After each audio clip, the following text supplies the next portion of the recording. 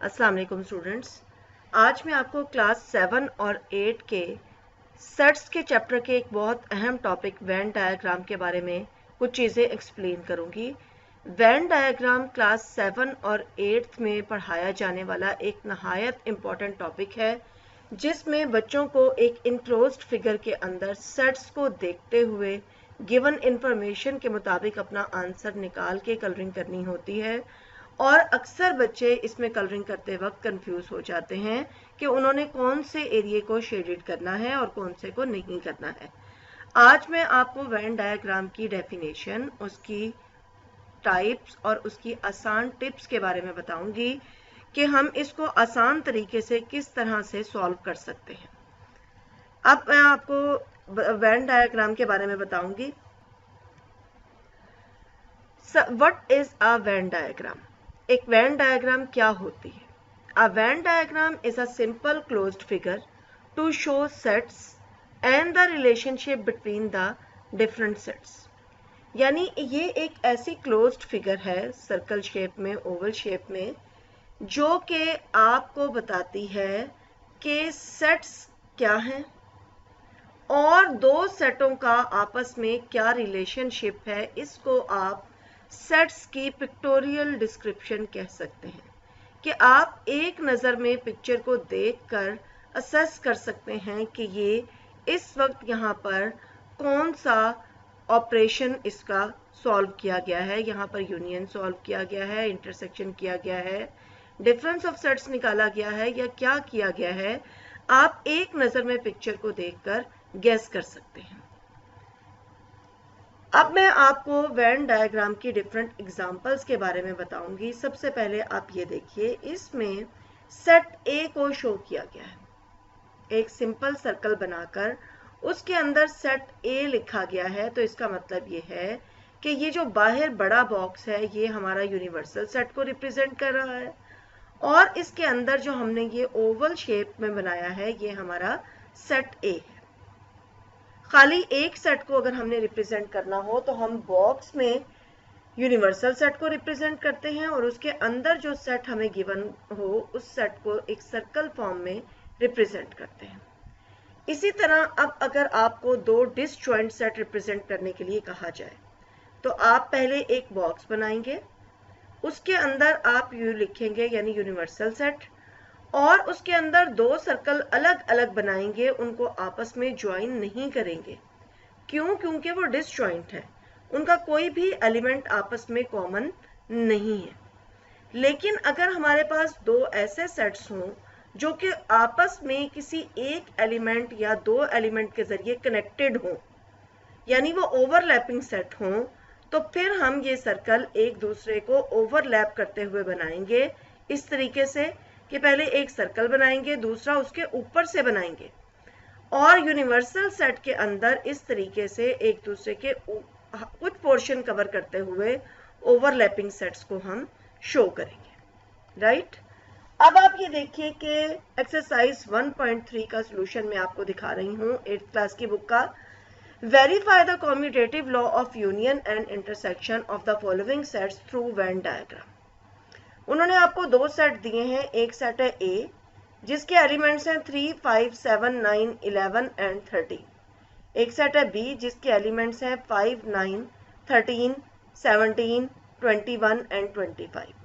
आपने पहले उनका यूनियन शो करना है। कम्यूटेटिव लॉ मुझे उम्मीद है कि आप सबको याद होगा कि कम्यूटेटिव लॉ के लिए हमारे लिए ज़रूरी है कि हमारे पास दो सेट्स हों। कम्यूटेटिव प्रॉपर्टी सिर्फ दो सेट्स के दरमियान एग्जिस्ट करती है। अगर हमें शो करना है कि A union B is equal to B union A, हम पहले बॉक्स बनाएंगे, उसके अंदर यूनिवर्सल सेट मेंशन करेंगे, दो ओवल बनाकर एक में हम A सेट के एलिमेंट्स को लिखेंगे, एक में B सेट के एलिमेंट्स को लिखेंगे, और दोनों के जो कॉमन एलिमेंट्स हैं उनको यहाँ ओवरलैप्ड एरिया के अंदर मेंशन करेंगे, और उसके बाद इसको कलर कर देंगे, सारे को शेडेड कर देंगे।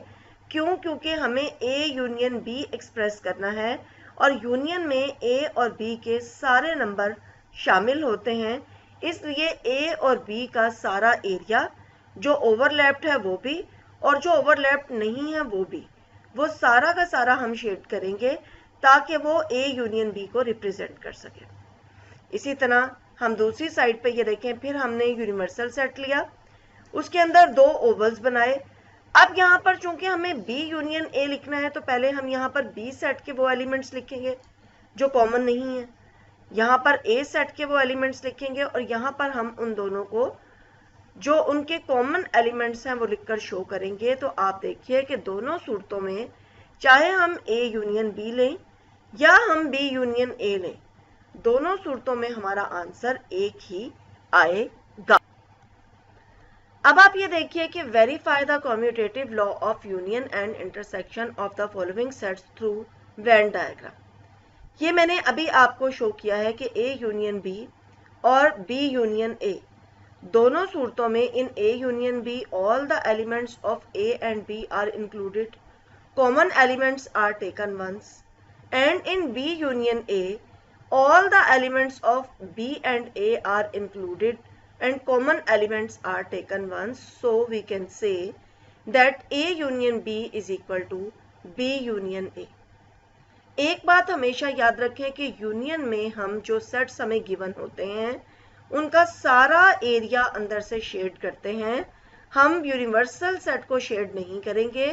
ए और बी का इंटरनल एरिया और ओवरलैपिंग एरिया हम शेड करेंगे ताकि वो ए यूनियन बी और बी यूनियन ए को रिप्रेजेंट कर सके। अब आप ये देखिए कि commutative law of intersection. Intersection आपको पता है कि इंटरसेक्शन में किसी भी दोनों सेटों के सारे एलिमेंट्स आंसर में मेंशन नहीं होते हैं, बल्कि दोनों के सिर्फ और सिर्फ कॉमन एलिमेंट्स हमारा आंसर होते हैं। तो उसी तरह हम अपनी पहले पिक्चर बनाएंगे कि एक बॉक्स बनाकर उसके अंदर यूनिवर्सल सेट लिखेंगे, फिर हम ए सेट के एलिमेंट्स लिखेंगे, बी के लिखेंगे और दोनों के कॉमन एलिमेंट्स को ओवरलैप्ड एरिया में लिखेंगे। इसी तरह यहाँ पर पिक्चर बनाएंगे और शेड हम सिर्फ और सिर्फ उस एरिया को करेंगे जो ओवरलैप्ड है, यानी जिसमें हमने दोनों के कॉमन एलिमेंट्स को मेंशन किया है। यहाँ पर स्पेस कम थी इसलिए 13 यहाँ पर बाहर लिखा गया है। ए इंटरसेक्शन बी यानी ए और बी में कॉमन एलिमेंट है 5, 9 और 13। इसी तरह बी और ए में भी एलिमेंट कॉमन एलिमेंट है 5, 9 और 13। तो हम कह सकते हैं कि ए यूनियन बी के common element of A and B, in B intersection A common elements of B and A are taken.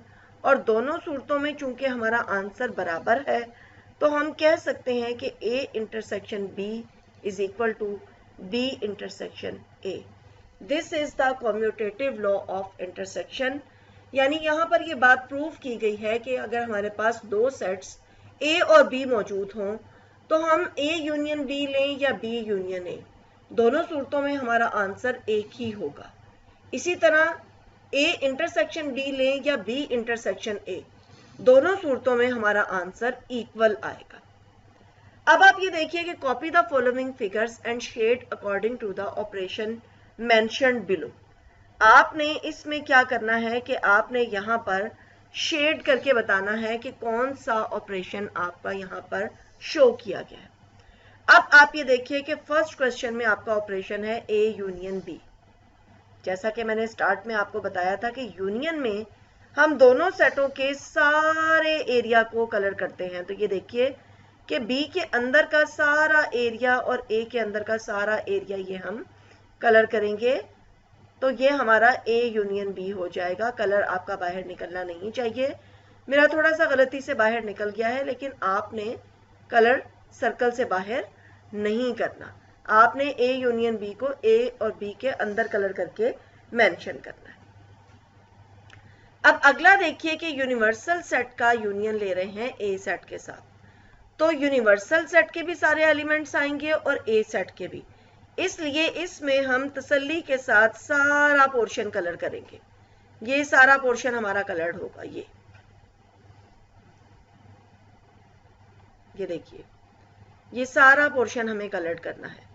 A set भी, यूनिवर्सल सेट भी, ये सारा पोर्शन हमें कलर करके दिखाना है, क्योंकि यूनिवर्सल सेट का हम ए सेट के साथ यूनियन ले रहे हैं। तो यूनिवर्सल सेट और ए सेट के सारे एलिमेंट्स जो हैं वो इसके अंदर कवर हो जाएंगे और इस तरीके से हम इसको कलर करके अपना आंसर मेंशन करें।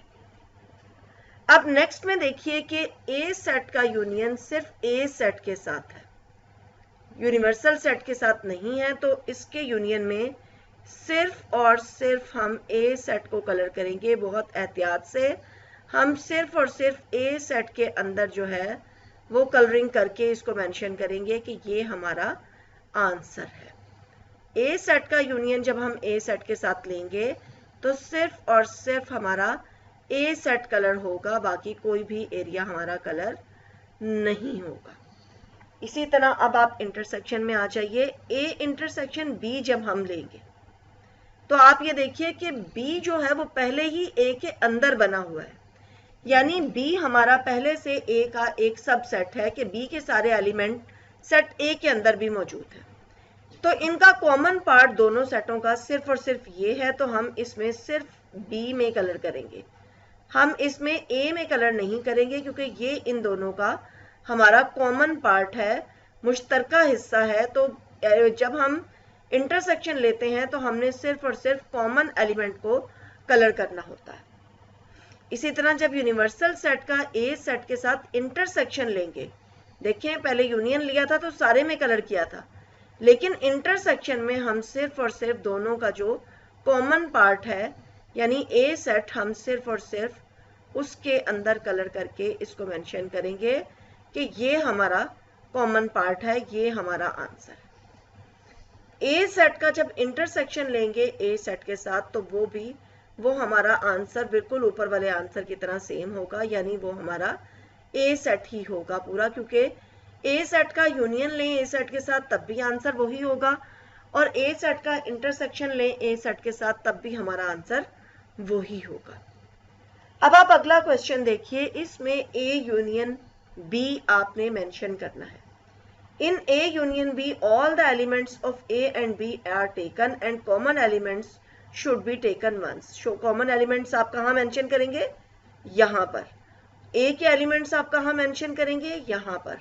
बी के एलिमेंट्स यहाँ पर, और उसके बाद आप इस सारे एरिया को शेड करके आप ये सारा एरिया जो है ए का भी बी का भी और कॉमन वाला भी, ये सारा आप कलर करके इसका आंसर रिप्रेजेंट करेंगे। इसी तरह जब यूनिवर्सल सेट का यूनियन लेंगे ए के साथ, in universal set union A all the elements of U and A B taken and when we take elements of U elements of A will be taken also. यानी जब हम universal set के elements लेंगे तो उसके साथ ए भी लिया जाएगा, यानी ये पूरा सेट हम यहाँ से यहाँ तक पूरा कलर करके इसको शो करेंगे।